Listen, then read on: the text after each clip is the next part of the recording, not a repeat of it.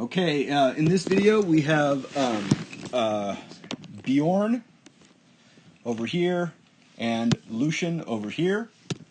This is at, again, the most recent Tournament of Virtues, number 17.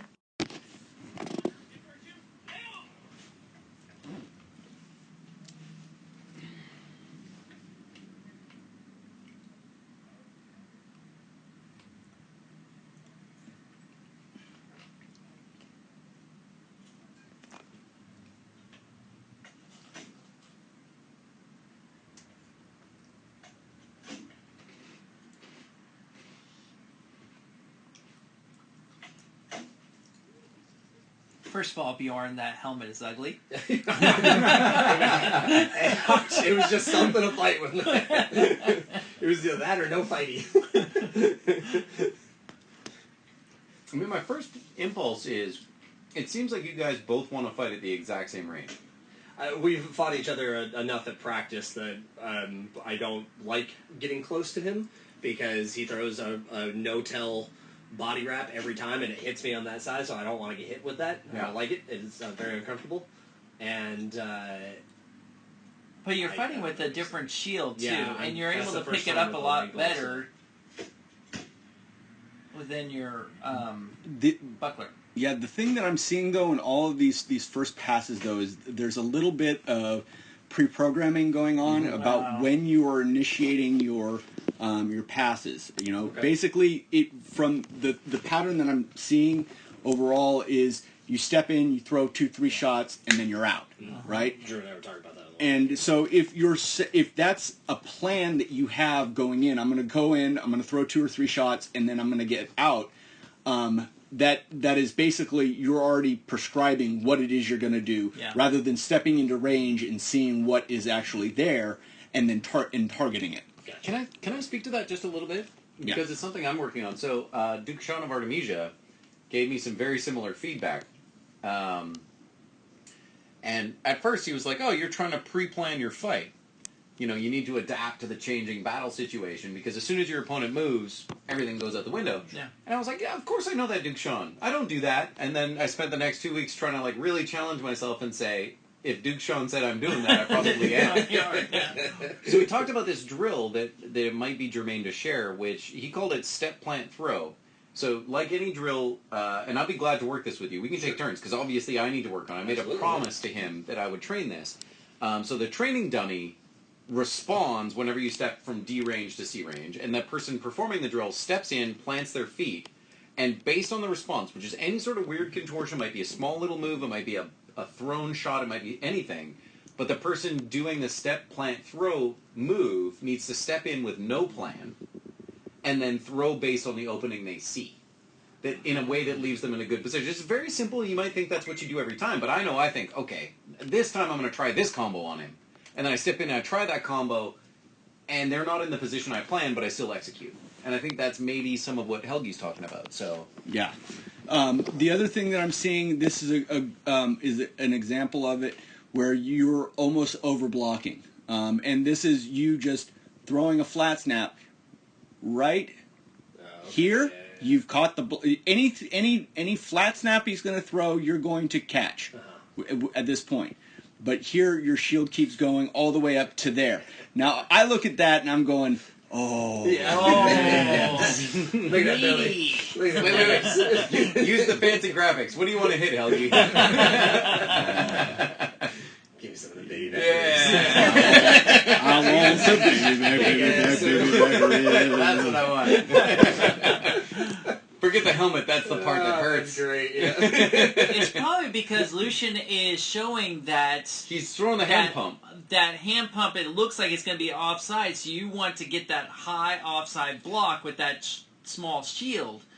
But you know you have your sword there as well, so I don't know why you're also bringing your shield there at the same time. So you're basically keeping your sword there for a block, and you're bringing your shield all the way over. It's making it too easy for him to just drop if he brought it in close to his body and threw it in. So, yes, this drop right here, that's the read that you're getting that he's going high, right? Yeah. But, you know, the fast shot is going to be a head is going to be that flat snap. But again, right at there. Yeah. Basically, you've Bam. taken everything you have, but because it keeps coming up. Yeah, no need to go that high, all the way up there. The other thing always to consider, always to think about, is that our shots don't end at the point of you hitting somebody. Our shots end after you've hit them and recovered back to your neutral position.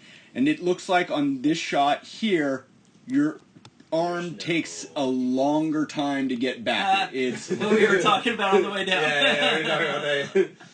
Right? Yeah, totally. Make your recoveries just as energetic and just as intentional as you make that shot. Oh, yeah.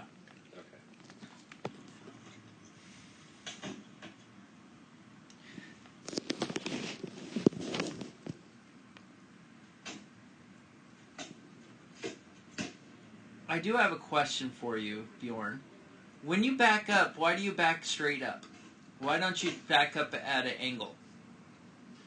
I think part of it's in my head. I think if I'm backing up, I can get the lean back and, further the distance between me and But them. if you back at an angle, you can put the shield between you and the sword. And I wasn't you saying can it was right. I'm just yeah. saying, I think that's what's going in my head, probably. But yeah, I hear what you're saying. But if you're just moving in and back, like you step side to side when you engage, but then you go straight back instead of like going. Okay. So sort of that compass rose concept thing that we were talking about. Gotcha. Because if you watch when you engage, when you disengage, it's almost always straight back. Okay. He gets those two shots offside, and then he rolls to there, right? And it looks like you didn't see that because you're behind your shield, so Right. you didn't see his hand drop. Yeah, and this is, remember when I was telling you earlier, this is the shot that I precisely don't like getting hit by, and I got hit by it. Yeah.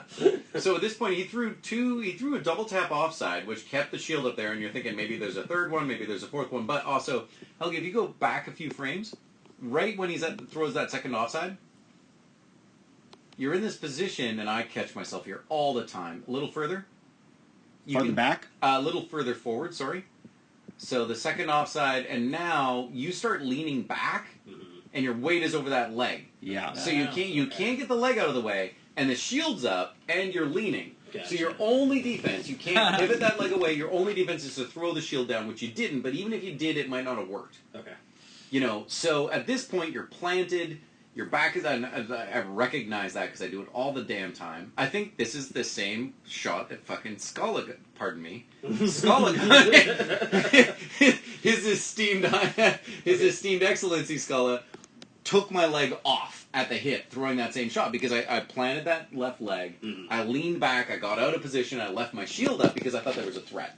Gotcha. And like me, you could have used your sword to block that offside and thrown the shield down to split your defense. Gotcha.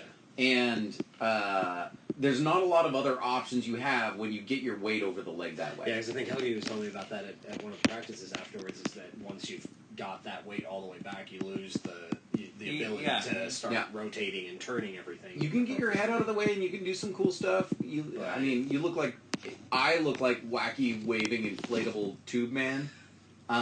It's not a cool look. I think you look better. But at this point, there's no move in that leg. I hear what you're Like, you can't rotate that leg out of the way because you got your body weight on it and you're leaned back. Okay. I mean, the only thing you could do, honestly, is throw yourself to the ground. Mm-hmm, mm-hmm.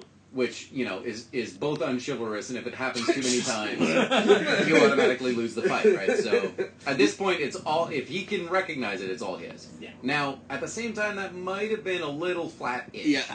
Yes, it's. But I mean, you would have no way of knowing that. Right, No, exactly. that's not I just right. That's felt it. the impact. And Right. So the other thing is that I'm not on Lucius on both of these shots.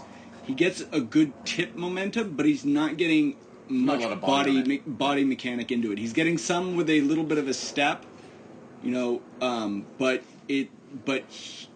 here he gets power with those boxer muscles pulling his shoulder and arm down, and then popping it.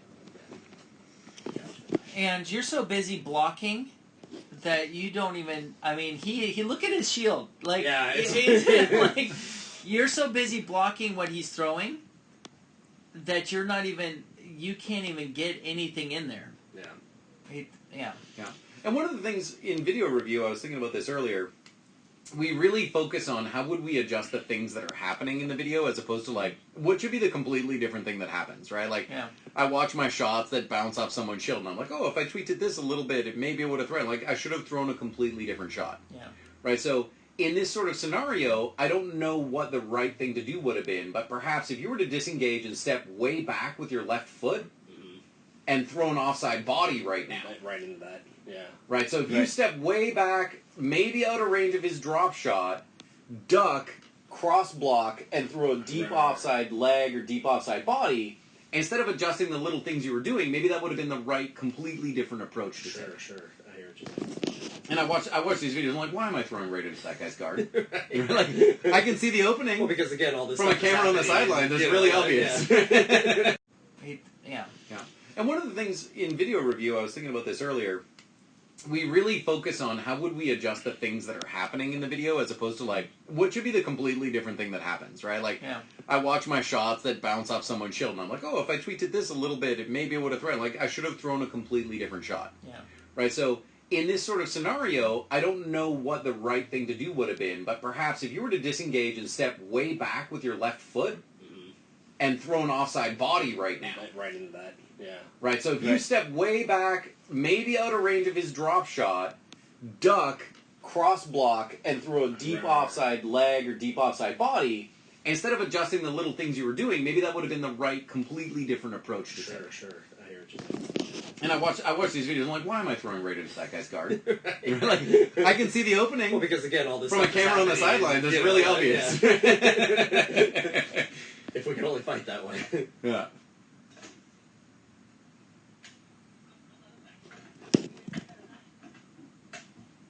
Good block. So let's go back and we'll take a look at the pass. So I did have a plan of attack there on that one, and it didn't pan out the way it was supposed to. I was trying to do what we talk about with sticking the into his armpit thing, and he just rode the edge straight down into my body. Yeah. The horsemen are used to fighting with, sticking their shields out, and so see, that's that annoying, like, just wham. And it's that one didn't quite land. You can tell. No, he actually talked to me about it afterwards, and he said that he saw that it was wide open and he pulled it. And I said, next time you do that, tell me you pulled it, and I will take that shot. Like, if you're going to be nice to me, then let me know. Did it hit underneath the arm? No, it hit like kind of. Because it's angled to go into your armpit, like take off your arm. The way he angled the sword, like coming up, like chopping my arm off, like chopping the arm off. Yeah, it's definitely a J hooked. It's coming up. That looks like it'd be hitting armpit. Yeah. Maybe just above the armor. Yeah, the impact I felt was right about it. About there. That was the side. That looks like that might have been the side of the sword, but that's The other thing to point out, this is a practice, right? So it's a tournament, but it's at practice. So if he pulled that, it's because he was being courteous, right? But you can tell that the video it didn't land hard. Yeah, that's what I told him. I said, that was light. Okay, so this is the thing that Lucius likes to do here is these multiple tacks to the offside. Right, he throws his wrap, but he throws that back blade offside. He whips that back blade, and he's then using it to set up to that side, same as the step, left shot. Throw the offside again. So now you have to respect one way or the other, and now he's coming around. And you get the scorpion block. So you block the first one. The second one, though, you let your sword get out of position, and that's when it lands. Bang. So on that scorpion block, this is a weird thing. I actually just brought it up yesterday to practice, and it might be a very super old school block.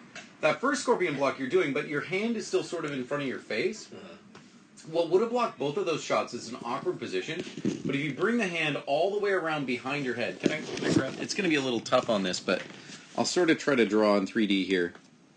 So the first scorpion block is right here. So you can see that your blade,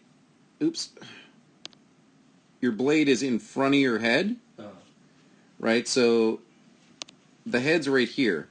Instead of having the blade in front of your head, if it was further behind you and around behind your back, so that it's back here, sorry, let me, if your sword is further behind you and canted way out, it'll pick up a lot more and it'll soak up a lot more shots. And even after it recovers, it would still soak up the second wrap. So you see the first wrap hits that scorpion block, bang, but your sword is still sort of between you and him. Mm-hmm.